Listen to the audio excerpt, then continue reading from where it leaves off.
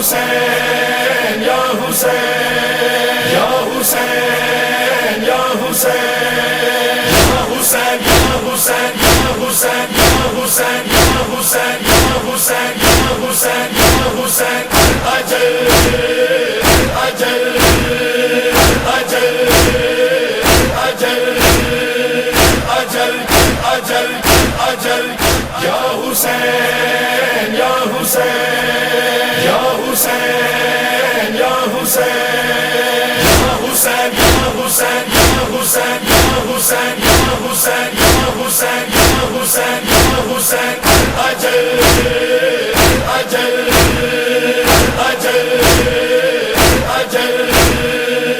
اجل اجل رحم اللہ من قرأ الفاتحہ. لا حول ولا قوة إلا بالله العلي العظيم. حسبنا الله ونعم الوكيل، نعم المولى ونعم النصير.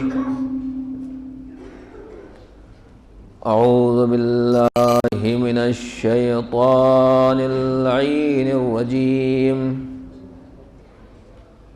بسم اللہ الرحمن الرحیم. الحمد للہ رب العالمین بارئ الخلائق اجمعین، ثم الصلاة والسلام على أشرف الأنبياء والمرسلين أبي القاسم محمد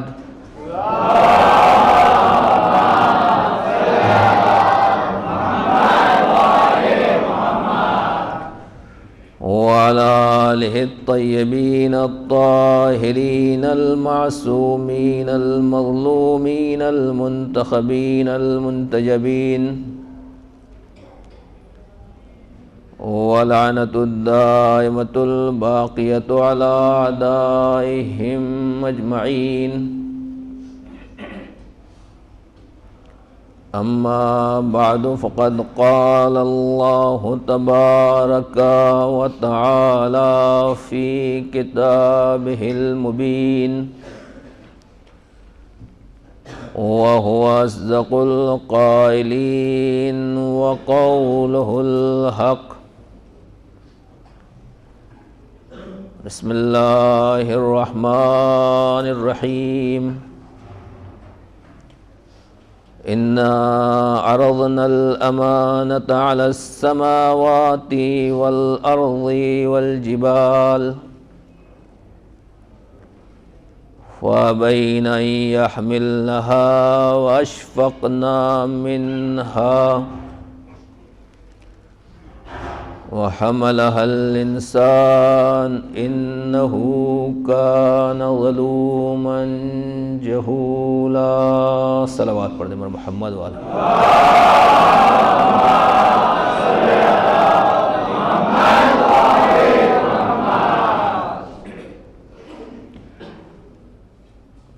عزیزان محترم، عزاداران سید الشہداء، موالیان اہل بیت،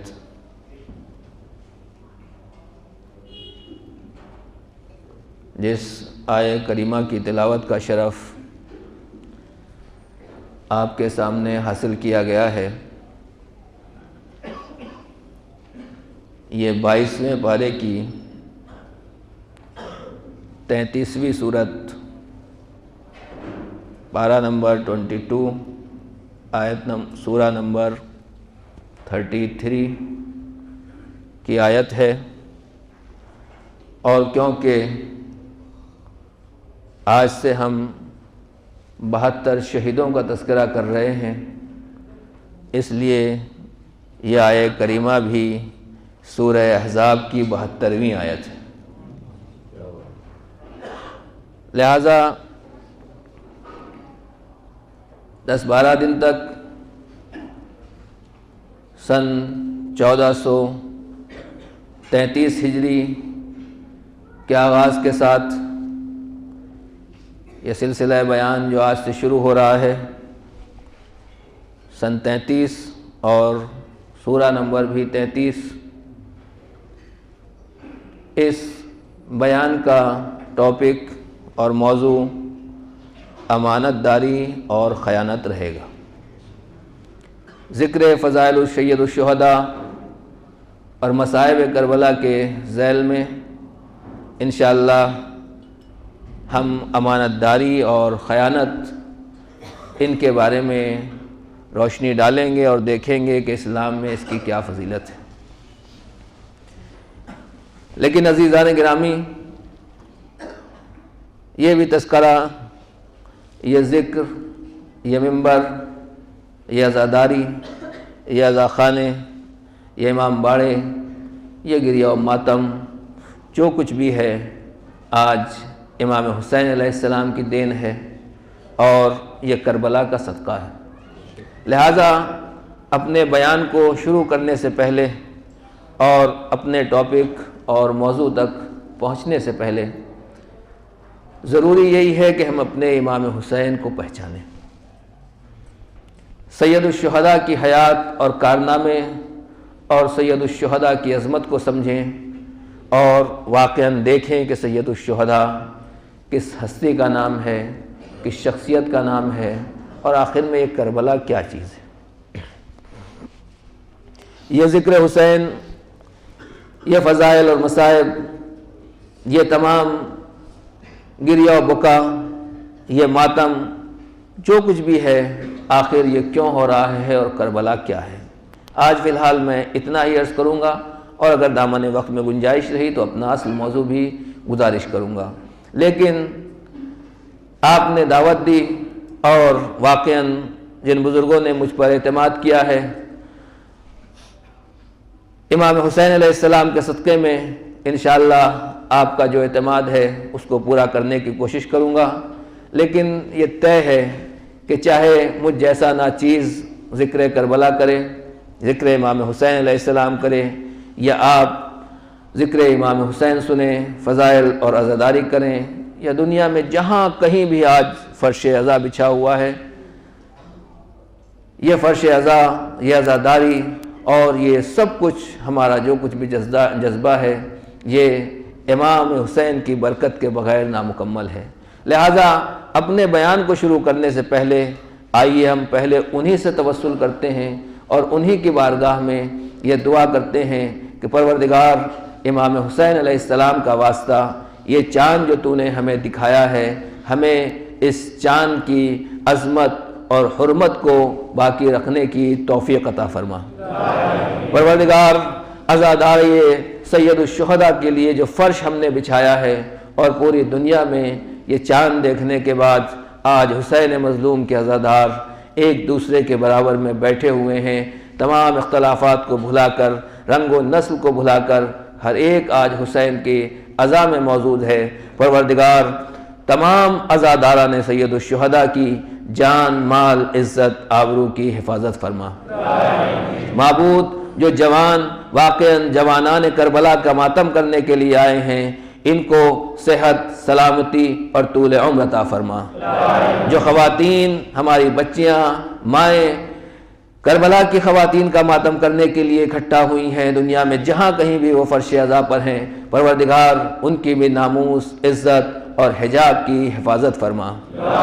پروردگار، یہ فرش عزا ہم نے بچھایا ہے لیکن یہ فرش ابھی نامکمل ہے۔ بیمار کربلا کا واسطہ، جو واقعاً اہل بیت کے چاہنے والے بیمار ہیں، انہیں شفائے کامل و عاجل عطا فرما۔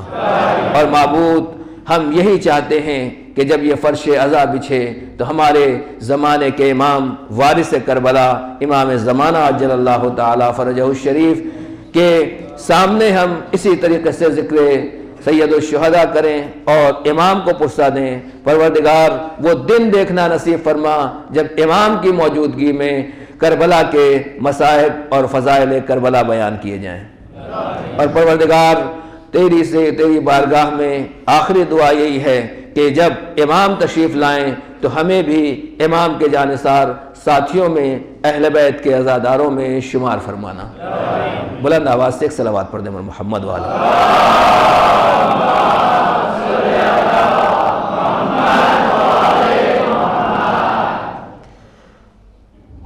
بہرحال یہ دعائیں ہیں جو 10 دن تک نہیں بلکہ 2 مہینہ 8 دن تک، جب تک یہ فرش عزا بچھا رہے گا اور جب تک ذکر امام حسین علیہ السلام یہاں چلتا رہے گا، ہر جگہ اس کی برکت ہمارے شامل حال رہے گی۔ لہذا آئیے عظمت امام حسین علیہ السلام کو دیکھیں، اور بہت سی حدیثیں آپ علماء، ذاکرین اور خطبہ سے سنتے رہتے ہیں، اور مشہور و معروف احادیث ہیں، مشہور و معروف فضائل امام حسین ہیں۔ ایک صلوات پڑھتے ہیں محمد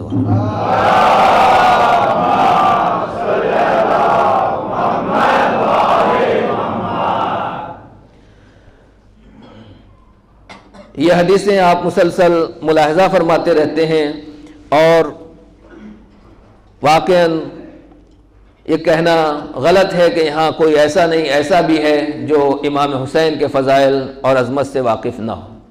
لیکن ایک چھوٹی سی حدیث میں اپنے نوجوان ساتھیوں کے لیے عرض کر دینا چاہتا ہوں۔ ہمارے آپ کے چھٹے امام حضرت امام جعفر صادق علیہ السلام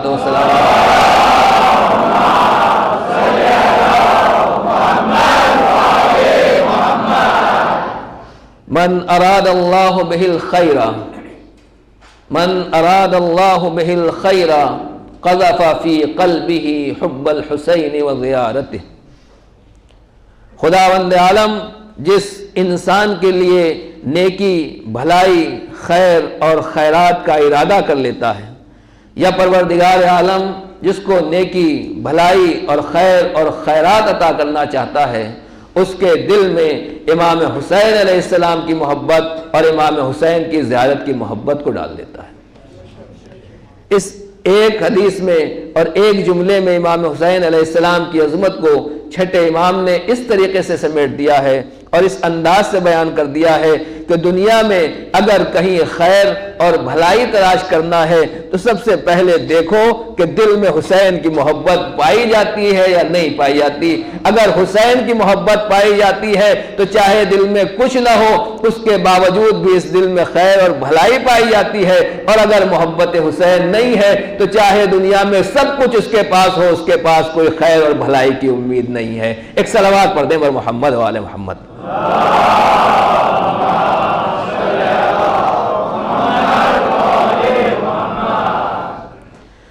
یہ کیوں ہے امام حسین علیہ السلام کو پروردگار نے یہ عظمت عطا کی ہے؟ کس طریقے سے امام حسین کو اتنی عظمت دی کہ اگر کسی کے دل میں محبت حسین ہے تو خیر اور بھلائی، اور اگر محبت حسین نہیں ہے، امام حسین کی محبت نہیں ہے، تو اس دل میں اس کے یہاں کوئی بھلائی کی امید اور خیر اور خیرات کی امید نہیں ہے۔ عزیزان گرامی، امام حسین علیہ السلام اس شخصیت کا نام ہے، اس امام کا نام ہے، اس نمائندہ خدا کا نام ہے جو واقعاً دنیا کے لیے ایک عجیب و غریب اہمیت کا حامل ہے۔ آپ جانتے ہیں کہ دنیا میں بہت سے الفاظ ایسے استعمال ہوتے ہیں جن کو اچھائی کے لیے استعمال کیا جاتا ہے، کسی کے ساتھ نیکی کرنا، سچ بولنا، انصاف کرنا، عدل کرنا، یہ وہ الفاظ ہیں جو سچائی کے لیے استعمال ہوتے ہیں۔ کچھ وہ الفاظ ہیں جو برائی کے لیے استعمال ہوتے ہیں، جھوٹ، ظلم، زیادتی، غیبت، کسی کو مارنا، کسی کا حق غصب کرنا، یہ وہ الفاظ ہیں جو برائی کے لیے استعمال ہوتے ہیں۔ اسی طریقے سے کچھ وہ الفاظ ہیں جو کسی خاص قوم میں پائے جاتے ہیں۔ ہمارے ہاں عالم کو مولانا، عالم، خطیب، جو کچھ بھی ہو، یہ ہماری زبان کے لفظ ہیں۔ ہندوؤں میں چلے جائیے، وہاں رشی، منی، مہاتما اور دیوتا، یہ الفاظ محترم سمجھے جاتے ہیں۔ اسی طریقے سے دوسرے قوموں میں چلے جائیے، ہر ایک کا کچھ نہ کچھ لفظ ہے جو ان کے یہاں محترم سمجھے جاتے ہیں۔ لیکن کچھ الفاظ ایسے ہیں کہ جو پوری کائنات میں ہر انسان کے لیے، ہر ایک کے لیے محترم مانے جاتے ہیں۔ دنیا کا کوئی مذہب، کوئی ملک، کوئی علاقہ، کوئی رنگ، کوئی نسل، کسی زبان اور کسی علاقے میں اس لفظ کی اہمیت کم نہیں ہوتی۔ یہ لفظ، یہ ورڈز انٹرنیشنل ہوتے ہیں، ہر قوم میں ان کی اہمیت ہوتی ہے۔ ان میں سے ایک لفظ ہے لفظ شہید۔ لفظ شہید ایک ایسا لفظ ہے، ایک ایسا ورڈ ہے کہ دنیا کے جس علاقے میں بھی چلے جائیں، جس کے بارے میں شہادت کا لفظ آ جائے، ہر ایک اس کے سامنے سر جھکاتا ہے۔ دنیا کا ہر ملک اپنے شہیدوں کے سامنے عزت احترام کرتا ہے۔ جب ان کی تاریخ شہادت آتی ہے تو ان کو خراج عقیدت پیش کیا جاتا ہے، ان کو شردھانجلی دی جاتی ہے اور ان کا احترام کیا جاتا ہے، ان کی یادیں قائم کی جاتی ہیں، ان کا ذکر ہوتا ہے، ان کے لیے تذکرے کیے جاتے ہیں۔ کیوں؟ اس لیے کہ شہید وہ ہوتا ہے کہ جو اپنی جان کو دوسروں کے لیے قربان کر کے ان کی جان کو بچاتا ہے، اپنے ملک کا دفاع کرتا ہے، اپنے ملک کی عظمت کو باقی رکھتا ہے۔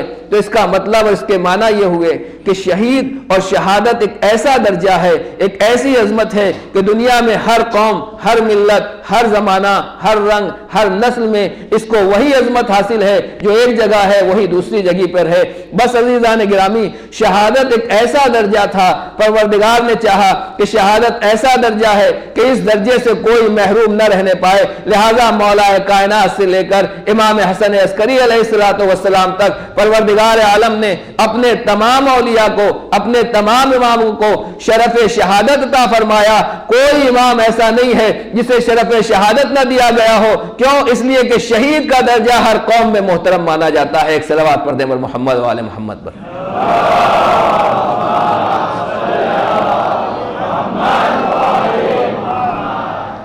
لیکن عزیزان گرامی، اتنے بھی شہید ہیں، تمام ائمہ شہادت کے درجے کے اوپر فائز ہیں، مگر جو مرتبہ، جو عظمت امام حسین علیہ السلام کو ملی، وہ مرتبہ، وہ عظمت کسی اور کو پروردگار عالم نے نہیں دی۔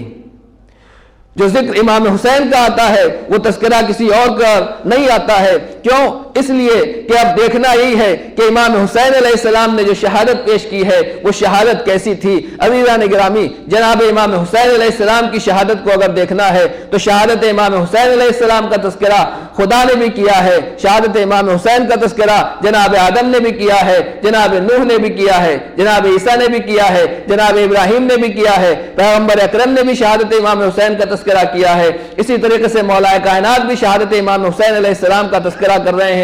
جب جناب آدم کربلا کی سرزمین سے گزرے، ایک تذکرے کے لیے بتا دوں آپ کو کہ جب جناب آدم کربلا کی سرزمین سے گزر رہے تو ایک جگہ ٹھوکر لگی، تو خدا کی بارگاہ میں کہتے ہیں کہ پروردگار کہیں ایسا تو نہیں کہ پھر سے کوئی ترک اولا ہو گیا، کوئی غلطی ہو گئی؟ تو خدا نے کہا کہ آدم نہیں، کوئی تذکرہ، کوئی غلطی، کوئی ترک اولا نہیں ہوا۔ کہا یہ پھر پیر میں چوٹ کیسے لگی، ٹھوکر کیسے لگی؟ کہا تم اس وقت سرزمین کربلا سے گزر رہے ہو جہاں تمہارے آخری فرزند نبی کے نواسے کو قتل کیا جائے گا، شہید کیا جائے گا۔ پوچھا کون قاتل ہوگا؟ کہا یزید ابن معاویہ قاتل ہوگا۔ تو امام جناب آدم نے قاتلان امام حسین علیہ السلام پر، یزید کے اوپر اور دوسرے قاتلوں کے اوپر لعنت کی اور اس کے بعد وہاں سے آگے بڑھے۔ تو اس کا مطلب یہ ہے کہ ابھی کائنات کا سفر، دنیا کا سفر آگے نہیں بڑھا ہے، مگر جناب امام حسین علیہ السلام کی شہادت کا تذکرہ ہو رہا ہے۔ اور دوسرے نبیوں کی بھی آپ تاریخ اگر زندگی میں جائیں گے تو جو نبی بھی کربلا کے میدان سے گزرا ہے وہاں کوئی نہ کوئی زحمت اور پریشانی میں مبتلا ہوا ہے۔ مولا کائنات بھی جب جنگ صفین میں جا رہے تھے اور واپس آتے ہوئے جب سرزمین کربلا سے گزرے تو آپ نے بتایا کہ یہاں پر میرا فرزند ذبح کیا جائے گا، شہید کیا جائے گا۔ تو یہ تذکرہ شہادت امام حسین علیہ السلام ہے۔ آخر یہ کیا وجہ ہے کہ امام حسین علیہ السلام کو پروردگار نے اتنی عظمت دی؟ بس یہ اس کی وجہ یہی ہے کہ سب شہید ہیں، مگر امام حسین علیہ السلام نے سب کے لیے شہادت دی۔ جناب آدم کے لیے بھی شہادت دی، جناب نوح کے لیے بھی شہادت دی، جناب ابراہیم کے لیے بھی شہادت دی، جناب موسیٰ اور عیسیٰ کے لیے بھی شہید ہوئے، پورے دین اسلام کے لیے شہید ہوئے اور آئندہ نسلوں کو زندگی عطا کرنے کے لیے شہید ہوئے۔ بس جو حسین دوسرے لوگوں کو اور ہر ایک کے لیے شہادت عطا کر رہا ہے، اس لیے دوسروں کو شہید کہا جاتا ہے اور امام حسین کو سید الشہداء اور شہیدوں کا سردار کہا جاتا ہے۔ ایک صلوات پڑھ دیں محمد و آل محمد۔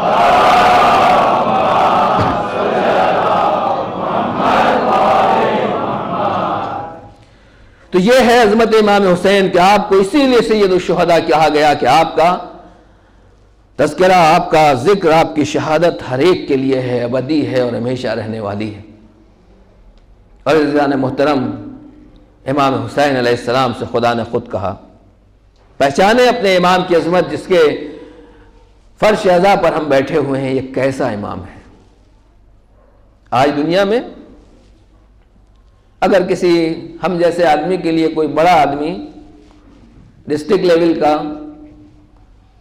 کسی صوبے کا، علاقے کا، ملک کا کوئی آدمی کوئی بیان دے دے، ایک لائن لکھ دے، تو اس کو موٹا موٹا لکھوا کر اپنے روم میں لگایا جاتا ہے تاکہ ہر آنے والا دیکھے۔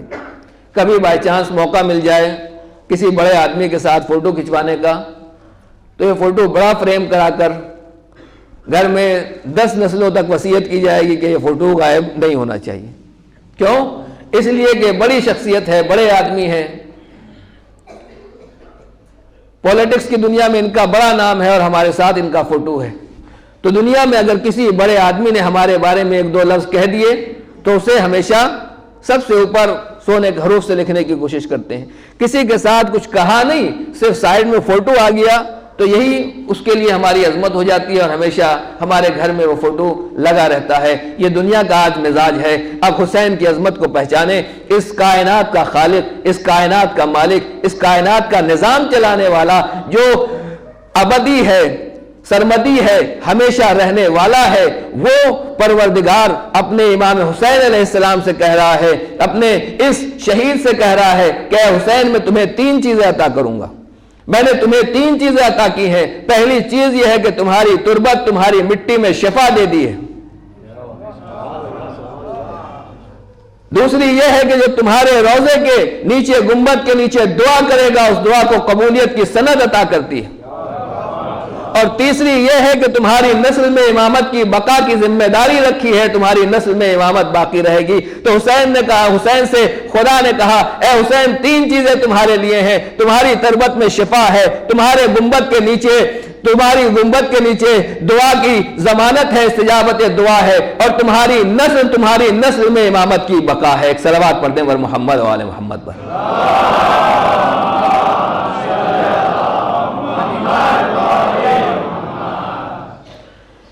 یہ ہے عظمت امام حسین، خدا نے رکھا، اور صرف رکھا نہیں ہے، کہا نہیں ہے، بلکہ جو بھی خاک شفا کربلا جاتا ہے، زیارت کرنے جاتا ہے، یقیناً یہاں بھی ایسے افراد موجود ہوں گے کہ جو اس سال حج بیت اللہ سے شرفیاب ہوئے یا اس کے بعد زیارت کرنے کے لیے گئے، عرفہ کے دن بھی لوگ وہاں موجود تھے، اور آج بھی لوگ زیارت امام کے لیے کربلا میں موجود ہیں۔ تو عزیزان گرامی، جو بھی کربلا سے آتا ہے، جو دنیا میں کہیں سے کوئی آتا ہے، تو لوگ اس سے پوچھتے ہیں کہ ہمارے لیے کیا گفٹ لے کر آئے۔ دنیا کا عجیب نظام ہے، جب کوئی مسافر کہیں دنیا میں جاتا ہے تو آدمی بڑے سے بڑا موبائل، کیمرہ، جو کچھ بھی آپ کہیں، بڑے سے بڑا گفٹ، لیپ ٹاپ، جو بھی کہیں وہ گفٹ مانگتا ہے۔ لیکن کربلا سے جو آدمی آتا ہے، اس سے انسان کہتا ہے مجھے اور کچھ نہیں چاہیے، اس زمین کی مٹی ہی مل جائے یہی میرے مقدر کے لیے کافی، اس زمین کا کفن ہی مل جائے میرے لیے کافی ہے۔ اس کا مطلب یہ ہے کہ خدا نے شفائے امام حسین، خاک شفائے امام حسین میں وہ عظمت رکھتی ہے کہ قیامت تک یہ شفا باقی رہے گی اور لوگ اسی مٹی کو لیتے آتے رہیں گے، اور بجائے استجابت دعا رکھ دی ہے، نسل امامت میں بقا رکھ دی ہے۔ بس عزیزان گرامی، میں اتنا ہی کہنا چاہتا ہوں کہ جب آپ بتائیے کہ جس حسین کے گنبد کے نیچے اگر کوئی آدمی آ کے دعا کر لے، کوئی معصوم، عالم، پڑھا لکھا، کوئی شرط نہیں ہے، جو بھی جائے اور زیر گنبد امام حسین علیہ السلام دعا کرتا ہے تو خدا اس کی دعا کو قبول کر لیتا ہے۔ جب ہم جیسے گنہگار زیر قبہ حسین دعا کرتے ہیں، پروردگار ان کی دعا کو قبول کر لیتا ہے۔ تو اگر حسین خود دعا کے لیے ہاتھ اٹھا دے تو عظمت حسین کیا ہوگی؟ اور یہی وجہ ہے کہ حسین کے یہاں ہاتھ اٹھانے کی بھی ضرورت نہیں ہے، شفا کے لیے دعا کرنے کی بھی ضرورت نہیں ہے، بلکہ جب فطرس آیا تو آگے پیغمبر سے کہا مجھے بالوں پر چاہیے، کہا ابھی تو حسین گہوارے میں ہے، جاؤ لے جا کے گہوارے سے مس کر دو۔ بس جیسے ہی حسین کے گہوارے سے فطرس مس ہوا، بے بالوں پر تھا، بالوں پر مل گئے، مریض تھا، شفا مل گئی، عتاب زدہ تھا، گناہ معاف ہو گیا، اور کہتا ہوا چلا من مثلی انا عتیق حسین مجھ جیسا کون ہے، میں حسین کا آزاد کرتا ہوں۔ تو آپ نے پہچانا کہ خدا نے امام حسین کو کتنی عظمت دی ہے۔ جو گنبد حسین کے نیچے آ کے دعا کرے اس کی دعا قبول ہوتی ہے۔ خود وہ حسین ہے، جہاں دعا کی ضرورت نہیں ہے، خالی جھولے سے مس کر دو، علم کے زیر سایہ آ جاؤ، شفا ملتی چلی جائے گی۔ ایک صلوات پڑھ دیں محمد وآل محمد۔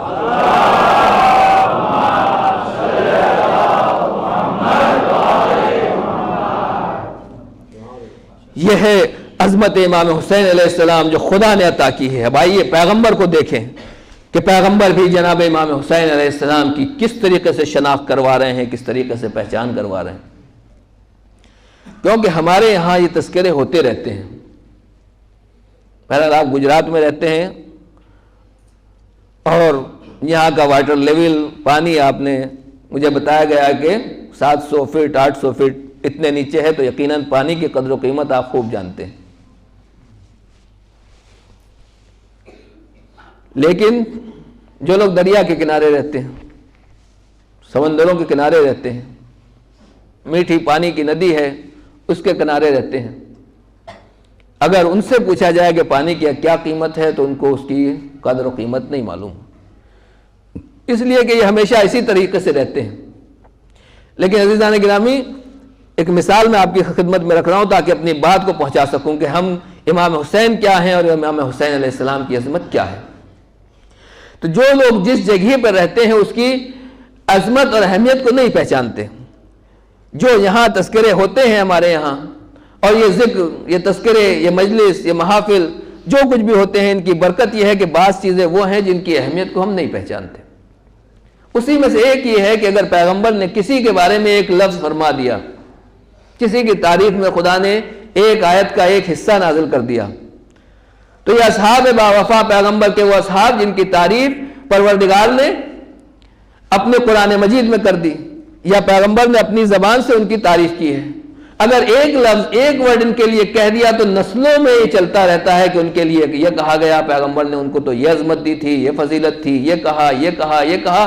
پوری نسلیں ان 2-4 لائن، 2-4 ورڈز کو یاد رکھتی ہیں، اور آج بھی اگر آپ جائیں گے ان کی نسل میں کوئی باقی ہیں تو وہ یہی کہیں گے کہ ہمارے جو بزرگ تھے، جو ہمارے جد تھے، پیغمبر کے فلاں صحابی تھے، پیغمبر نے ان کے بارے میں یہ فرمایا۔ تو عزیزان گرامی، میں یہ بات اپنے جوانوں کو بتانا چاہتا ہوں کہ اگر قرآن کی ایک آیت، ایک ورڈ کسی کی تعریف میں آ جائے تو اس سے بہتر کوئی آدمی نہیں ہے، وہ یقیناً جنتی۔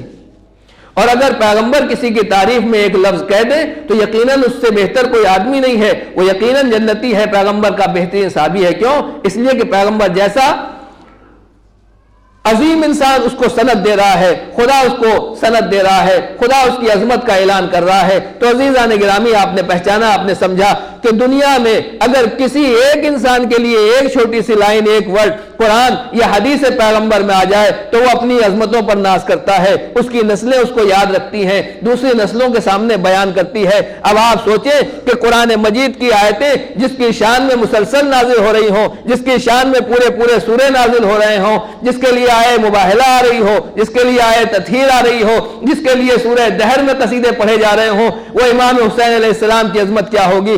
اسی طریقے سے پیغمبر نے بھی امام حسین کی عظمت کو پہچانوایا۔ کبھی منبر سے خطبہ دے رہے ہیں اور امام حسین علیہ السلام تشریف لائے، ٹھوکر لگی، اصحاب سے کہنے کے بجائے خود منبر چھوڑ کر وہاں تک گئے اور اپنے نواسے کو اٹھا کر لے کر آئے، ارشاد فرمایا ھذا حسین فارفوہ، یہ میرا حسین ہے، اس کو پہچان لو۔ پیغمبر نماز پڑھا رہے ہیں، سجدے میں پیغمبر ہیں، اور امام حسین آ کر پشت پیغمبر پر آ کر سوار ہو جاتے ہیں۔ پیغمبر سجدے کو طول دیتے چلے جا رہے ہیں، اور طول اتنا دیا کہ جب تک امام حسین سجدے سے سر، جناب پیغمبر اتنا سجدے کو طول لیتے ہیں کہ جب تک امام حسین خود سے نہیں اتر آئے اس وقت تک پیغمبر نے سجدے سے سر نہیں اٹھایا۔ تو عزیزان گرامی، اسی طریقے سے پیغمبر نے کہا امام حسن اور امام حسین کے بارے میں، ھذان امامان قاما و قعدا، یہ دونوں بھائی امام ہیں، چاہے بیٹھے رہیں چاہے کھڑے ہو جائیں۔ تو جناب امام حسین کے ہر مرحلے پر پیغمبر شناخت کروا رہے ہیں،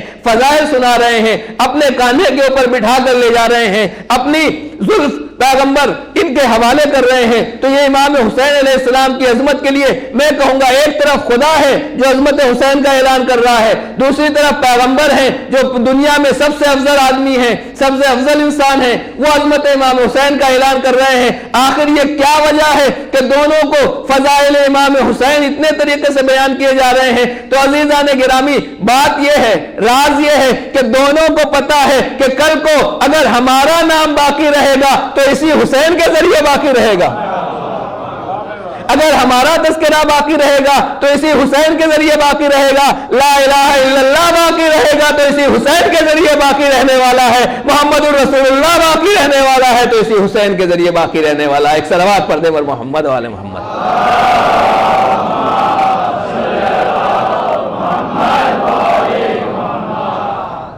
یہ ہے عظمت امام حسین، جہاں خدا بھی تعریف کر رہا ہے اور جہاں پیغمبر بھی تعریف کر رہے ہیں حسین کی، اس لیے کہ دین خدا کی بقا امام حسین کے لیے۔ اگر امام حسین نے قربانی نہ دی ہوتی تو پھر یہ دین باقی نہ رہتا۔ اور عزیزان گرامی، آج دنیا میں جو ریسرچ ہوتی ہے، ماشاءاللہ سے سب پڑھے لکھے جوان موجود ہیں، اور آپ علمی دنیا ہے اور انفارمیشن ٹیکنالوجی، ہر ایک کی دوڑ آج دنیا میں جاری ہے۔ جب کبھی بھی آپ کوئی ڈگری بڑی حاصل کرنا چاہیں گے تو آپ کو کوئی نہ کوئی ریسرچ کرنا پڑے گی۔ دنیا میں ریسرچ اسکالر موجود ہیں اور ہر الگ ٹاپک پر ریسرچ ہوتی ہے۔ جو بھی دنیا کے بڑے بڑے لوگ، کوئی بھی دنیا سے گزرا، اگر ریسرچ کرنا ہوا تو اس کی زندگی کے اوپر ریسرچ کرتے ہیں۔ کیوں؟ اس لیے کہ آپ کو ڈاکٹر کی ڈگری چاہیے، ماسٹر کی ڈگری چاہیے، لہذا کسی بھی انسان کی شخصیت کے اوپر آپ کو ریسرچ کرنے کی ضرورت ہے۔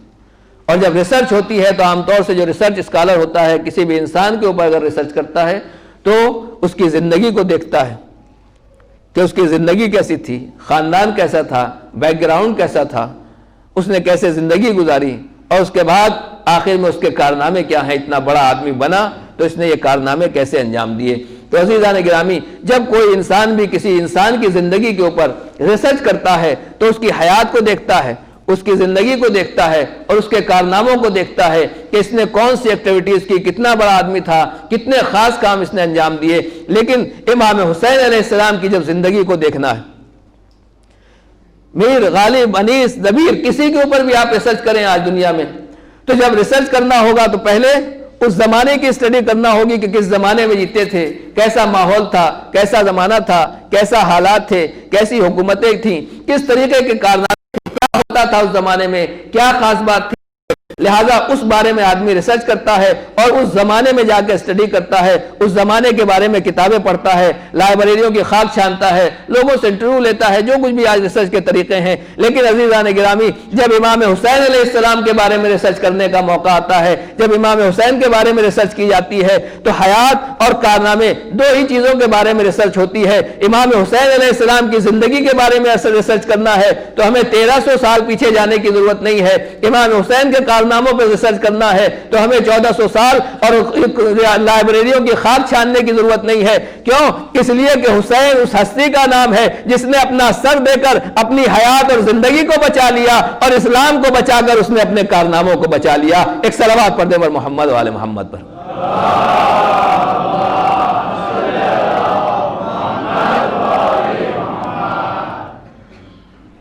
آج اگر دنیا میں اذانیں باقی ہیں، نمازیں باقی ہیں، مسجدیں باقی ہیں، کعبے کی عظمت باقی ہے، تلاوت قرآن باقی ہے، مسجد و محراب باقی ہے، حج باقی ہے، جہاد باقی ہے، جو کچھ بھی ہے یہ امام حسین علیہ السلام کی دین ہے، یہ کربلا کی دین ہے، یہ 72 شہیدوں کی دین ہے۔ لہٰذا عزیزان گرامی، جب ان لوگوں کی دین ہے، ان لوگوں کی عظمت ہے، تو اب اگر کوئی بھی امام حسین علیہ السلام پر ریسرچ کرنا چاہے گا تو اسے 1300 سال جانے کی ضرورت نہیں ہے۔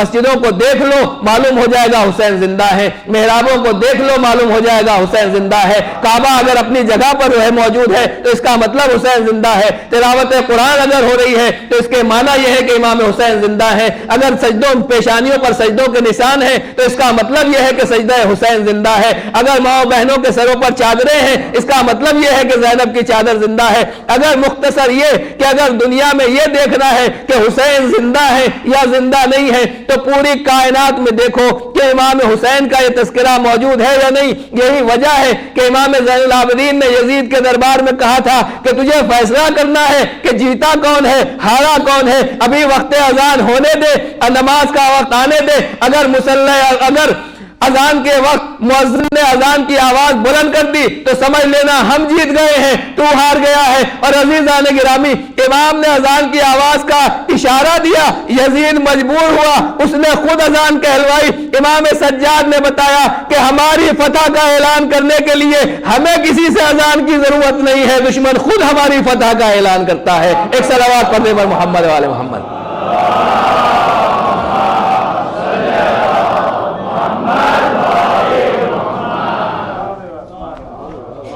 ہمیں اپنی فتح اپنی جیت کا اعلان کرانے کے لیے کسی کو بھیجنے کی اور اعلان کرانے کی ضرورت نہیں ہے. ہماری فتح, ہماری زندگی, ہماری حیات, ہماری کامیابی وہ چیز ہے جس میں دشمن خود ہماری حیات کا اعلان کرتا ہے. تو یہ ہے کربلا کہ جہاں دشمن حیات اور زندگی کا اعلان کرتا ہے. کربلا کیا ہے بس عزیزان گرامی, آج میں آپ کا وقت مختصر لوں گا, انشاءاللہ کل جتنا آپ سنیں گے اتنا سناؤں گا. کیا ہے کربلا, پہچانیں اس عظمت کربلا کو. میں آپ سے ایک سوال پوچھنا چاہتا ہوں. ایک سوال ہے سامنے کا, کوئی اتنا ٹف نہیں ہے. یہ بتائیے کہ اس امام بارگاہ میں فرش اعضاء پر جو روشنی ہو رہی ہے کس وجہ سے؟ آپ ہر آدمی کہیں گے کہ یہ ہیلوجن جل رہے ہیں, لائٹ لگی ہوئی ہے, یہ روشنی اسی کی وجہ سے. میں پوچھوں گا یہ ہیلوجن, یہ لائٹ, یہ بلب کیسے جل رہا ہے؟ تو ہر بچہ یہ کہے گا کہ کیونکہ اس میں وائر ہے, اس وائر کی وجہ سے یہ لائٹ, یہ روشنی اور یہ ہیلوجن جل رہا ہے, اس کی روشنی چاروں طرف بکھر رہی ہے. میں آپ سے یہی پوچھوں گا کہ اس وائر میں کیا ہے, تو آپ یہی کہیں گے کہ اس وائر میں کرنٹ دوڑ رہا ہے, جو کرنٹ یہاں تک پہنچتا ہے, جب اس کو پہنچتا ہے تو اس میں نور اور روشنی عطا کر دیتا ہے. اب اگر پوچھا جائے کہ یہ کرنٹ کہاں سے آ رہا ہے, تو جہاں کہیں بھی تھرمل پاور ہے, جہاں کہیں بھی ڈیم ہے اور بجلی بن رہی ہے, وہاں سے یہ کرنٹ یہاں تک منتقل کیا جا رہا ہے. ممکن ہے کہ آپ یہاں بیٹھے ہوں, یہ لائٹ ہزاروں کلومیٹر دور سے آپ کے یہاں بھیجی جا رہی ہو. یہ بھی ممکن ہے کہ آپ اس ملک میں بیٹھے ہوئے ہیں, کسی دوسرے ملک سے آ رہی ہے. ایسے بہت سے کنٹری ہیں جہاں لائٹ نہیں بناتے ہیں, دوسرے ملکوں سے لیتے ہیں. تو اب جو آدمی بھی اس بجلی گھر میں ایک نوکر ہے, ایک چپراسی ہے, خادم ہے, آپریٹ کر رہا ہے, اس کو سنبھال رہا ہے, دیکھ رہا ہے, اور اس ڈیم کا ذمہ دار ہے, اگر اس سے پوچھا جائے کہ فلاں ملک میں روشنی کہاں سے آئی, تو وہ یہی کہے گا کہ یہ روشنی تو ہماری ہے. توجہ فرمائیے گا عزیزان گرامی, نوجوانوں کی خدمت میں عرض کر رہا ہوں, میری مثال کو ضائع نہ ہونے دیجیے گا, کہ وہ یہ کہے گا کہ یہ روشنی ہماری ہے. آپ بحث کریں گے تمہاری روشنی کہاں سے, بلب ہم نے لا کے لگایا ہے, تار ہم نے لا کے لگایا ہے, بجلی کی فٹنگ ہم نے کی ہے, روشنی کہاں سے؟ تو وہ یہی کہے گا کہ دیکھو اگر ہم نے جنریٹر سٹارٹ نہ کیا ہوتا, اگر یہ تھرمل پاور میں یہاں بجلی نہ بن رہی ہوتی, تو کبھی بھی تمہارے یہاں گھر میں روشنی نہیں ہو سکتی تھی, یہ روشنی باقی نہیں رہ سکتی تھی. بس عزیزان گرامی, اگر ہمارے یہاں کوئی روشنی ہے, کوئی چراغ جل رہا ہے, کوئی لائٹ جل رہی ہے, تو ہو سکتا ہے کہ ہزاروں کلومیٹر دور کے اوپر بجلی گھر ہو, مگر جب تک وہاں سے سپلائی ہوتی رہے گی, ہمارے گھر میں چراغ جلتا رہے گا, روشنی ہوتی رہے گی. بس جس طریقے سے گھروں کی روشنی ہزاروں کلومیٹر دور سے لائٹ آتی ہے اور آج پورے ملک, پورے علاقے, پوری دنیا کو روشن اور منور کرتی ہے, اسی طریقے سے کائنات میں اگر اسلام کا چراغ جل رہا ہے,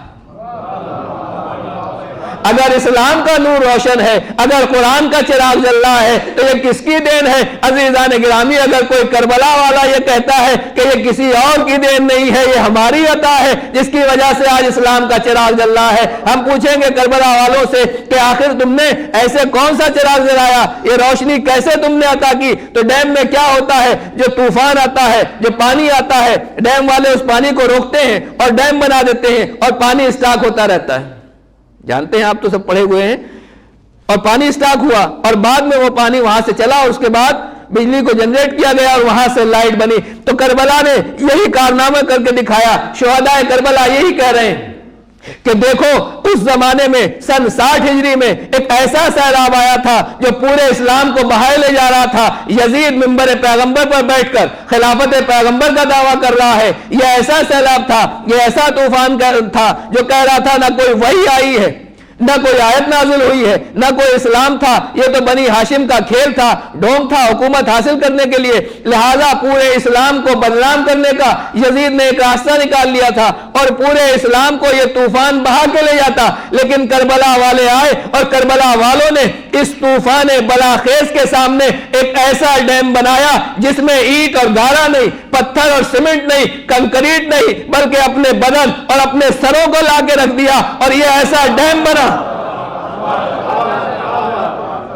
ایک صلوات پڑھ دیں اور محمد والے محمد.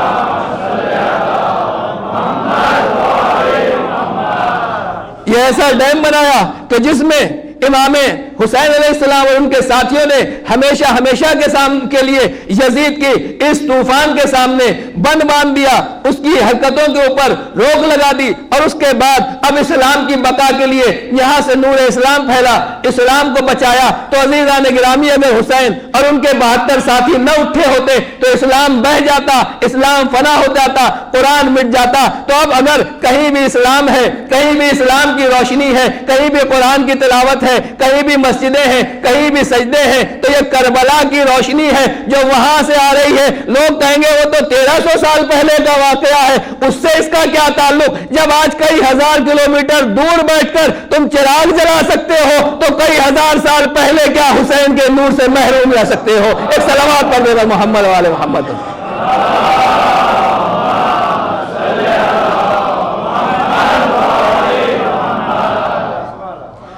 آپ کے گھروں میں روشنی ہے تو اسی لائٹ کی بنا پر, آپ کے کمپیوٹر چل رہے ہیں تو اسی لائٹ کے بنا پر, ٹرینیں چل رہی ہیں تو اسی لائٹ کے بنا پر, بڑے بڑے کارخانے فیکٹریاں چل رہی ہیں تو اسی لائٹ کی بنا پر. آج اگر الیکٹریسٹی نہ ہو تو دنیا ختم ہے, فنا ہے, نیست و نابود ہے, دنیا میں اندھیرا ہو جائے گا. آج پوری دنیا میں جو کچھ نور ہے, توجہ فرمائے گا عزیزان گرامی, جو کچھ بھی پوری دنیا میں نور ہے اسی الیکٹریسٹی کی وجہ سے.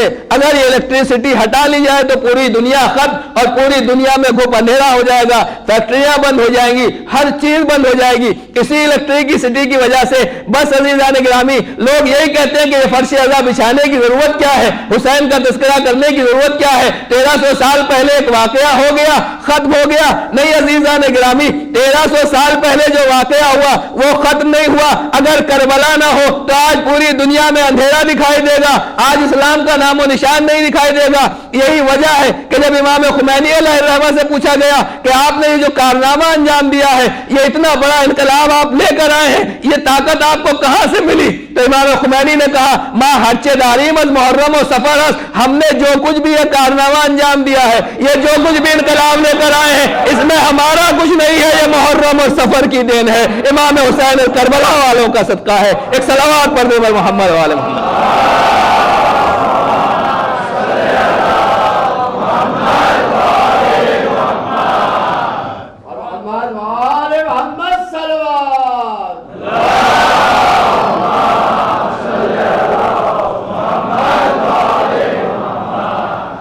اب پہچانے عظمت کربلا کیا ہے, کتنی عظمت ہے اس کربلا کی کہ جو کچھ بھی آج اسلام باقی ہے اسی کربلا کی دین ہے. اور ایک بات آپ کے مزاج کے مطابق عرض کر دوں کہ کربلا اور جو ذکر کربلا نہیں کرتے ہیں آخر ان کا انجام کیا ہوگا؟ آج لاکھ کچھ بھی شور مچائیں, ہنگامے مچائیں اور عزاداری کے اوپر پابندی اور فتوے لگائے جائیں, لیکن جو نہیں کرتے ان کا انجام کیا ہوگا؟ وہی مثال جو میں نے الیکٹریسٹی کی تھی کہ اس بجلی سے پوری دنیا میں روشنی ہے. ہمارے گھر میں بڑے بڑے چراغ لگے ہوئے ہیں, بڑے بڑے لیمپ لگے ہوئے ہیں, ہیلوجن لگے ہوئے ہیں, خوب ہم نے روشنی کر رکھی. اور معلوم ہوا کہ بجلی محکمے والے, الیکٹریسٹی والے آئے, آ کے انہوں نے ایک مرتبہ میٹر چیک کیا, معلوم ہوا میٹر ہی نہیں, میٹر ہی نہیں, میٹر کاٹا, لائٹ کاٹی, اب جو پورے شہر میں روشنی اور ہمارے گھر میں اندھیرا. اسی طریقے سے کسی اسکول میں چلے گئے, کالج میں چلے گئے, کسی اور جگہ چلے گئے جہاں سب سے زیادہ لائٹ رہتی تھی, वहाँ देखा तो मालूम हुआ कि यहाँ भी मीटर का नामो निशान नहीं है, सब डायरेक्ट चल रहा है। जो बड़े उद्योगपति हैं, बड़ी बड़ी फैक्ट्रियां और कंपनियों के मालिक हैं,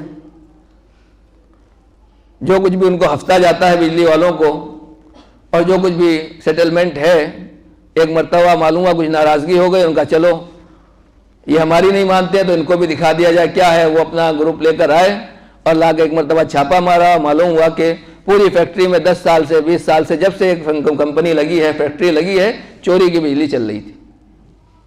तो मालूम हुआ कि जितने बड़े बड़े साहूकार, सेठ, पैसे वाले, दौलत वाले बने फिरते थे, आज तक चोरी की बिजली इस्तेमाल की, चोरी की लाइट इस्तेमाल की, इसी वजह से इतने बड़े साहूकार बन रहे हैं। और अब पेपर में हर जगह आ गया और चिराग गुल कर दिया गया, फैक्ट्री बंद कर दी गई, दरवाजे के ऊपर सील लगा दी गई कि आज के बाद ये इलेक्ट्रिसिटी इस्तेमाल नहीं कर सकते। हमने कहा अरे भाई, इतने बड़े आदमी हैं, इतने पैसे वाले हैं, इतने मकाम इज्जत वाले हैं, 2-4 बत्तियों की गाड़ी भी इनके पास मौजूद है, कहा हम ये कुछ नहीं देखना चाहते। हम ये देखना चाहते हैं कि जो बिजली इनको दी जा रही थी उसका पेमेंट इन्होंने किया है या नहीं किया है, बिल अदा किया है या नहीं किया है। अगर बिल अदा नहीं किया तो हम इनको कुछ देने वाले नहीं हैं, हम फौरन इसको सील बंद कर देंगे, फैक्ट्री बंद कर दी जाएगी।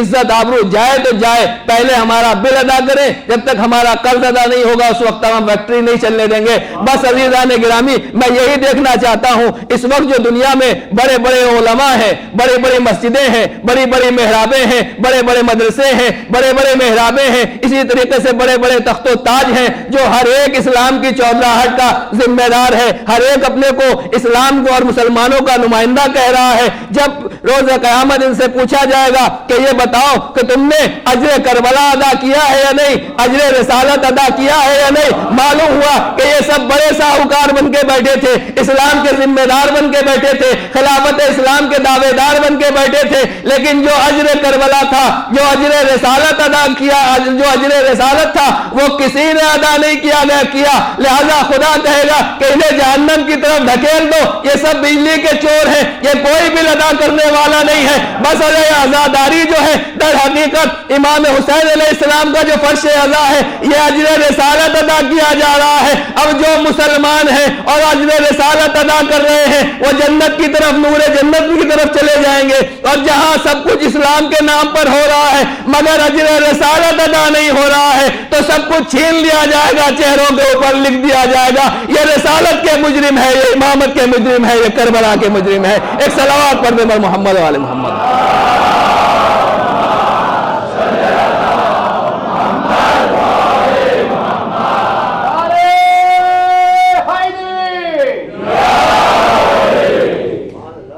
जो कुछ भी रोशनी है, अगर इंसान आज़ादारी नहीं मना रहा है, जिक्र हुसैन नहीं कर रहा है, जिक्र करबला नहीं कर रहा है, तो ये गोया अजर रिसालत अदा नहीं हो रहा है। और जब अजर रिसालत अदा नहीं हो रहा है तो फिर कोई बख्शिश नहीं है, कोई इम्कान नहीं है, छूट का कोई चांस नहीं है। ये जिक्र हुसैन जिस तरीके से बाकी था इसी तरीके से बाकी रहेगा, और इस हुसैन के जिक्र ने जिस तरीके से कल इस्लाम को बचाया है, इसी तरीके से आज भी इस्लाम की बका इसी जिक्र हुसैन की वजह से। लिहाजा पहचाने कि हमें परवरदिगार ने कितना बड़ा मर्तबा दिया।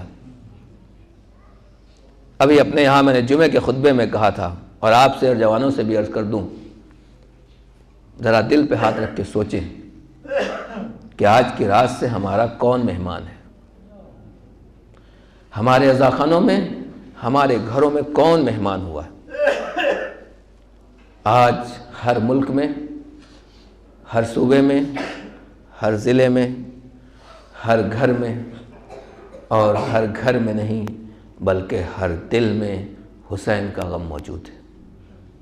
लिहाजा जब हुसैन का गम मौजूद है, तज़किरा हुसैन मौजूद है, तो आज से हमारे मेहमान इमाम हुसैन अलैहिस्सलाम हुए हैं। जब इमाम हुसैन अलैहिस्सलाम हमारे मेहमान हैं तो हमको देखना पड़ेगा कि कितना बड़ा मेहमान है, उसके लिए उतना ही बड़ा एहतमाम करना होगा। अज़ीज़ान गिरामी, काबिल मुबारकबाद हैं आप लोग और ये हुसैन के चाहने वाले जो मुहर्रम का चाँद देखने के बाद फर्श अज़ा बिछाते हैं। लेकिन आज 1400 साल के बाद भी याद हुसैन मनाने के लिए आप सब जमा हुए हैं। اور مسلسل یہ ذکر چلتا رہے گا، یہ تذکرہ چلتا رہے گا۔ مجھے مدینہ کی وہ تاریخ یاد آ رہی ہے کہ یہی رات کا وقت تھا، حسین مسجد نبوی میں موجود تھے، سن 60 ہجری 28 رجب کی تاریخ تھی۔ اللہ کے گھر میں خدا کا ایک بندہ عبادت، راز و نیاز اور اپنے پروردگار سے گفتگو کر رہا ہے، خدا کی عبادت کر رہا ہے۔ ایک مرتبہ حاکم کا نمائندہ آتا ہے، آ کے کہتا ہے آپ کو حاکم نے بلایا ہے۔ کہا رات میں اس وقت بلانے کا کیا راز ہے؟ جو ساتھ میں لوگ بیٹھے ہوئے تھے انہوں نے پوچھا کہ آخر اس کا کیا فلسفہ ہے؟ تو امام حسین نے یہی کہا کہ ایک بہت بڑی خبر ہے۔ امام حسین علیہ السلام گھر پر آئے اور گھر پر آنے کے بعد اپنی بہن ہمشیرہ زینب اولیاء مقام کو یہ خبر دی کہ بہن مجھے حاکم نے بلایا۔ اللہ اکبر! عزاداران سید الشہداء، آپ سمجھ گئے کون سا تذکرہ ہے۔ مجھے حاکم نے بلایا ہے۔ بس جیسے ہی امام حسین نے رات بے رات حاکم مدینہ کے دربار میں جانے کا ارادہ کیا، حسین تنہا نہیں گئے، حسین اکیلے نہیں گئے، حسین تنہا نہیں پہنچے، بلکہ اپنے ساتھ میں جوانان بنی ہاشم کو لیا، جوانوں کو لیا، علی اکبر کو لیا، عباس کو لیا، ساتھیوں کو لیا، اور ساتھیوں کو لینے کے بعد امام حسین علیہ السلام ولید کے دربار میں آتے ہیں اور ساتھیوں سے کہتے ہیں کہ تم دارالعمارہ کے باہر رہنا، اگر میری آواز بلند ہو جائے تو اندر آ جانا، ورنہ یہیں کھڑے رہنا۔ اور امام جب اندر پہنچے ہیں، داخل ہوئے ہیں، ولید نے آپ کو بلایا، ساتھ میں مروان ملعون بھی موجود تھا۔ امام حسین علیہ السلام نے پوچھا خیر تو ہے؟ کہا امیر شام کا انتقال ہو گیا ہے۔ امام نے رواداری اور اپنے اسلامی طریقہ کار کے مطابق انا للہ و انا الیہ راجعون کہا تو پھر اب کیا ہے؟ کہا آپ یزید کی بیعت کیجئے، یزید نے مجھے حکم دیا ہے کہ آپ یزید کی بیعت کر لیں۔ بس امام نے یہی فرمایا اور یہی کہا کہ اے حاکم، اس رات کے وقت میں اگر میں بیعت بھی کر لوں گا تو اس کا کوئی فائدہ نہیں ہے، بیعت سب کے سامنے ہوتی ہے، مجمع عام میں ہوتی ہے، لہذا جب سب کے سامنے تم کل کو لوگوں کو بلاؤ گے تو مجھے بھی بلانا، اس وقت دیکھا جائے گا کہ کیا ہوتا ہے۔ امام یہ کہہ کے اٹھے۔ مروان ملعون جو واقعاً ملعون تھا، اس نے ولید سے کہا کہ اے حاکم، اگر اس وقت حسین تیرے ہاتھ سے نکل گئے، اگر اس وقت حسین تیرے ہاتھ سے نکل گئے تو پھر یہ کبھی تیرے ہاتھ نہیں آئیں گے، ورنہ بہت بڑا خون خرابہ ہوگا۔ بس امام حسین علیہ السلام نے اس کو جھڑک کے کہا کہ کیا تیری ہمت ہے کہ تو مجھے قتل کرے گا یا یہ مجھے قتل کرے گا؟ جیسے امام حسین کی آواز بلند ہوئی، حسین کے شیر جو دروازے کے اوپر منتظر تھے ایک مرتبہ گھبرا کے داخل ہوئے، تلواریں نکلی ہوئی ہیں۔ مولا کیا ہوا؟ کس نے گستاخی کی؟ حسین نے ہاتھ رکھا، جوانوں سنبھلو، جوانوں سنبھلو، اپنے خون کے جوش کو ٹھنڈا کرو۔ میں یہی کہوں گا جوانان بنی ہاشم، یہ مدینہ ہے کہ جہاں حسین کی صرف آواز بلند ہوئی تھی، ایک مرتبہ حسین کی آواز بلند ہوتے ہی تم ایک مرتبہ داخل ہو گئے اور امام کی خدمت میں اپنی جان نثار کرنے کے لیے حاضر ہو گئے۔ ذرا میدان کربلا میں عصر عاشور آؤ، حسین میدان میں زخموں پر زخم کھائے ہوئے، زخموں سے چور چور کھڑے ہوئے ہیں، آواز دے رہے ہیں یا ابطال الصفا و یا فرزان الحجا، اے میرے شیر سواروں، اے میرے جوانوں، اے میرے جوانان بنی ہاشم، تمہیں کیا ہو گیا ہے؟ تمہارا مولا بلا رہا ہے، تم آواز نہیں دیتے۔ ہاں آزادارو، دنیا کا تجربہ یہی ہے، بچہ جب آواز دیتا ہے ماں آ جاتی ہے، بچہ جب پکارتا ہے ماں آ جاتی ہے، لیکن اگر بچہ بار بار پکارتا رہے ماں نہ آئے تو بچہ یہی پلٹ کے کہے گا رے میری ماں کیا ہوئی؟ میں پکار رہا ہوں، بار بار آواز دے رہا ہوں، میری ماں نہیں آ رہی ہے۔ جب تجربہ میں کوئی نہ آئے تو حسین شاید میدان کربلا میں یہی کہہ رہے ہیں ارے تمہارے امام کی آواز بلند ہوئی تھی، تم دربار میں آ گئے تھے، آج حسین مدد کا محتاج ہے، تم آواز نہیں دے رہے۔ اجرکم اللہ، اجرکم اللہ۔ یہ حسین تھے، اپنے ساتھیوں کو لیا اور اس کے بعد بیت الشرف میں تشریف لائے، اپنے گھر میں تشریف لائے۔ جناب زینب کبریٰ نے پوچھا بھیا حسین آخر کیا سبب ہے؟ چہرہ اترا ہوا ہے، طبیعت کچھ مناسب نہیں لگ رہی ہے۔ امام نے کہا بہن اب چلنے کی تیاری کی جائے، اب مدینہ رہنے کی جگہ نہیں رہ گیا۔ جس مدینے میں پیغمبر ہمیں دوش پر سوار کیا کرتے تھے، اصحاب پیغمبر کے درمیان حسین گلاب کی طرح مہکتے تھے، حسین بلبل کی طرح چہکتے تھے، آج اسی مدینے میں حسین کے لیے جگہ نہیں۔ عزاداروں، جب پیغمبر ہجرت کر کے مکے سے مدینہ آئے، توجہ فرمائے،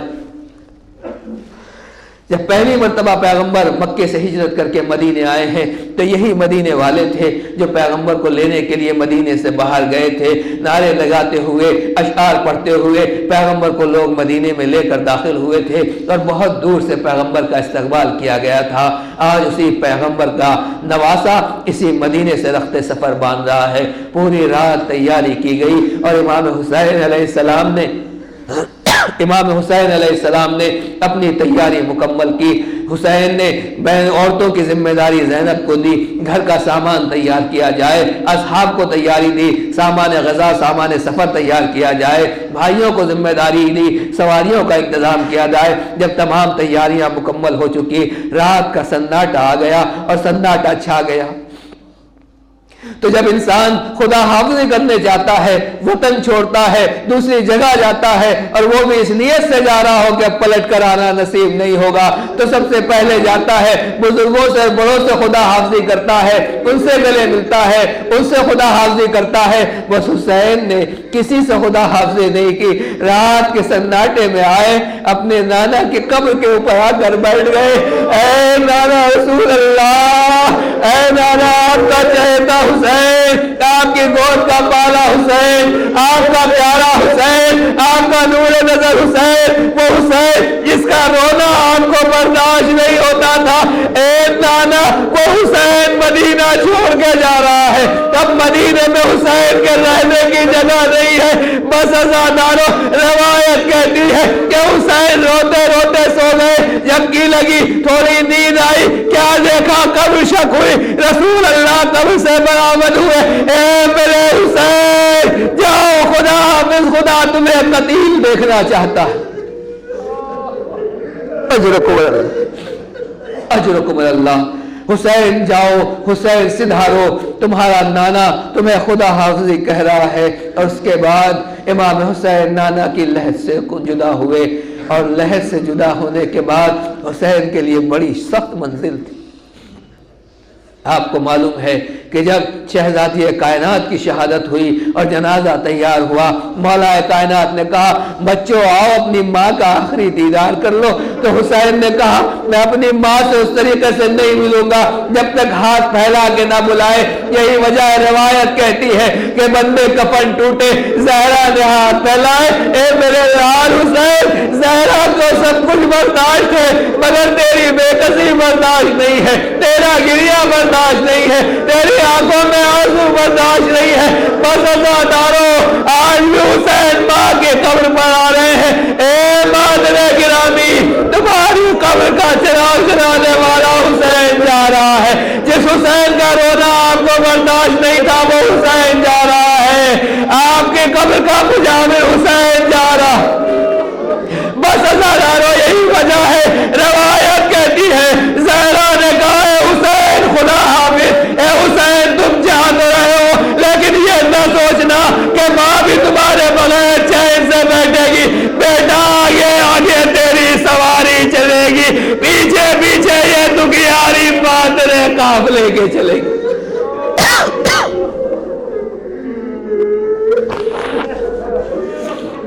اس کے بعد حسین قبر اخی پر آئے، اپنے بھائی حسن کے قبر پر آئے۔ بھیا یہ وہی مدینہ ہے جہاں ہم لوگ ساتھ میں رہتے تھے، ساتھ میں کھیلتے تھے، نانا کی آغوش میں ایک طرف آپ بیٹھتے تھے دوسری طرف میں بیٹھتا تھا، جب کانے پہ ایک طرف آپ کو بٹھایا تھا دوسری طرف مجھے بٹھایا تھا، میدان مباہلہ میں جب نانا لے کر گئے تھے آپ بھی نانا کے ساتھ تھے، میں بھی آپ کے ساتھ تھا۔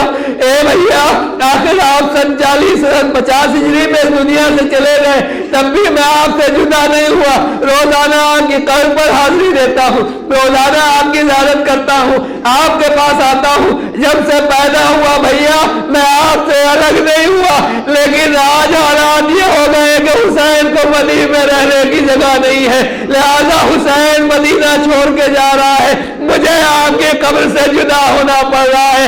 اے حسین، اے بھیا حسن، حسین کو معاف کر دینا، میں آپ کو چھوڑ کے جا رہا ہوں۔ بس عزادارو، شاید امام حسن نے بھی یہی کہا، اے بھیا حسین تم اکیلے نہ جاؤ گے، اگر حسن تمہارے ساتھ نہ جائے گے، اگر حسن تمہارے قافلے میں شامل نہ ہوگے تو میری ایک یتیم نشانی قاسم ابن حسن موجود ہے، اسے ساتھ لے کے۔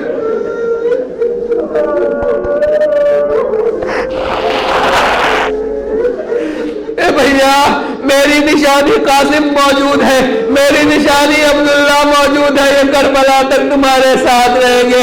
بس عزیزو، حسین قبروں سے رخصت ہوئے۔ صبح 28 جب نمودار ہوئی، امام حسین نے کہا سفر کی تیاری کی جائے۔ راوی کہتا ہے کہ میں اسی دن مدینے پہنچا تھا۔ راوی کا بیان سنیے، جس نے اپنی آنکھوں سے مدینے کا ہر منظر دیکھا۔ وہ کہتا ہے کہ جب میں مدینے میں پہنچا تو مدینے کے عجیب حالات تھے۔ ہمیشہ جب مدینے آتا تھا تو ایسا ماحول نہیں ہوتا تھا، لیکن جب اس دن مدینے پہنچا تو مدینے میں عجیب چہل پہل تھی، ہر ایک کا چہرہ اترا ہوا تھا۔ میں نے پوچھا آخر کیا وجہ ہے، تم لوگوں کے چہرے کیوں اترے ہوئے ہیں، ہر ایک غمزدہ کیوں لگ رہا ہے، کوئی ہر ایک سر کیوں جھکائے ہوئے ہیں؟ کسی نے کہا تمہیں نہیں معلوم، آج جان مدینہ فرزند نبی حسین ابن علی مدینے کو چھوڑ کر جا رہے ہیں۔ میں نے کہا حسین کب جائیں گے؟ لوگوں نے بتایا حسین کی سواری فلاں وقت روانہ ہوگی۔ بس راوی کہتا ہے کہ میں جنت البقیع میں ایک اونچی جگہ پر آ کے کھڑا ہو گیا، اونچی جگہ پر آ کے کھڑا ہو گیا کہ ذرا دیکھوں حسین کس طرح جاتے ہیں، حسین کا قافلہ کس طرح روانہ ہوتا ہے۔ بس میں نے دیکھا کہ ایک مرتبہ اونٹ لا کے دروازے کے سامنے بٹھائے جانے لگے۔ جیسے ہی اونٹ لا کے بٹھایا گیا، ایک بیوی دروازے سے داخل باہر نکلی، بیت الشرف سے باہر آئی، اور بیت الشرف سے باہر آنے کے بعد ایک کوئی جوان آگے بڑھا، اور جوان آگے بڑھنے کے بعد اس نے بیوی کا ہاتھ پکڑا، اسے محمل میں بٹھایا۔ میں نے پوچھا یہ کون ہے؟ کہا یہ قاسم ابن حسن ہے جو اپنی مادر گرامی کو سوار کر رہے ہیں۔ اس کے بعد ایک بی بی داخل ہوئی، باہر نکلی، اس کے بعد دوسرا اونٹ لا کے بٹھایا گیا۔ میں نے پوچھا یہ کون ہے؟ کہا یہ لیلا ہے، علی اکبر اپنی ماں کو سوار کر رہے ہیں۔ ایک ایک بیوی آتی رہی اور آنے کے بعد اونٹ کے اندر محمل میں بیٹھتی رہی، اونٹ آگے بڑھتا رہا، سواریاں آگے بڑھتی رہی ہیں۔ حسین ایک طرف کرسی پر بیٹھے ہوئے اس منظر کو دیکھ رہے ہیں۔ اصحاب حسینی، امام حسین کے گھر والے اور جوانان بنی ہاشم امام حسین کے ارد گرد بیٹھے ہوئے ہیں۔ بس راوی کہتا ہے ایک مرتبہ میں نے دیکھا کہ بیت الشرف کے دروازے کا پردہ ہٹا، ایک بلند قد بی بی دروازے سے باہر نکلی۔ جیسے ہی بی بی باہر نکلی، حسین اپنی کرسی سے بلند ہوئے، عباس آگے بڑھے، علی اکبر آگے بڑھے، حسین آگے بڑھے، بی بی کا بازو تھاما، محمل میں سوار کرایا۔ عباس نے محمل کا پردہ ہٹایا۔ ارے میں نے پوچھا کہ آخر کون سی بی بی ہے؟ اجر قبر اللہ، یہ کون سی بی بی ہے جس کے احترام میں حسین کھڑے ہو رہے ہیں؟ لوگوں نے کہا یہ علی یا فاطمہ کی بڑی بیٹی زینب کبریٰ سوار ہو رہی ہے، جس کی عظمت اور احترام کے لیے حسین کھڑے ہو رہے ہیں۔ بس عزادارو، زینب کا پردہ پڑا، زینب کی محمل آگے بڑھی۔ عجب نہیں زینب نے اپنے جوان بھائی عباس علمبردار سے کہا ہوگا اے میرے بھیا عباس، آج مدینے سے اس شان سے لے کر جا رہے ہو، ذرا وعدہ کرو جس شان سے زینب کو مدینے سے لے کر جا رہے ہو اسی شان سے زینب کو مدینے لے کر آؤ گے۔ لیکن عزادارو، جب زینب کی سواری چلی تو گھر بھرا ہوا موجود تھا، لیکن 11 محرم کو جب زینب نے تمام قیدیوں کو سوار کر دیا، زینب کے سوار ہونے کی باری آئی، فرات کا رک گیا۔ اے میرے بھیا جوان علی اکبر، اے میرے بھیا عباس، اے میرے بیٹا علی اکبر، مدینے سے زینب کو اس شان سے لے کر آئے تھے۔ کربلا سے زینب جا رہی ہے، ہاتھوں میں رسن ہے، سر پہ چار आबिदे बीमार, हाथों में हथकड़ियाँ, पैरों में बेड़ियाँ, गले में तोके खारदार है। अला लानतुल्लाहि अलल कौमिज़ ज़ालिमीन, सयअलमुल लज़ीना ज़लमू अय्य मुनक़लबिन यनक़लिबून, इन्ना लिल्लाहि व इन्ना इलैहि राजिऊन, क़सम क़ज़ाइही व तस्लीमन लिअम्रिही। परवरदिगार हमारी इस मुख्तसर सी बात कबूल फरमा, हमारे इन आंसुओं को रुमाल जनाब सैयदा में जगह इनायत फरमा। रब करीम जो कुछ भी हमसे गुनाह हुए हैं उन गुनाहों को माफ़ फरमा। तमाम अज़ादारान सैयदुश्शुहदा की जान माल इज़्ज़त आबरू की हिफाजत फरमा। अज़ादारी का जो हक़ है वो हक़ अदा करने की तौफ़ीक़ अता फरमा। परवरदिगार जो मरीज़ हैं बीमार करबला का वास्ता उन्हें शफ़ाए कामिल व आजिल अता फरमा। इमाम ज़माना के ज़ुहूर में ताजील फरमा, हमें उनके नासिर व अवान व अंसार में शुमार फरमा। मालिक आखिरी दुआ यही है, तेरी बारगाह में हाथ फैलाकर फ़र्श अज़ा पर आखिरी दुआ यही है कि परवरदिगार ज़िंदा रहें तो हमें आले मोहम्मद के रास्ते पर उस तरह चलाना जिस तरह उन्होंने चलने का हुक्म दिया है, और परवरदिगार इस दुनिया से जाएं तो इस अंदाज से उठाना, एक हाथ में दामन है कुरान और दूसरे हाथ में तेरे नबी और उनके अहले बैत का दामन हो। बिहक़्क़े मुहम्मद व आलिहि ताहिरीन मातम हुसैन।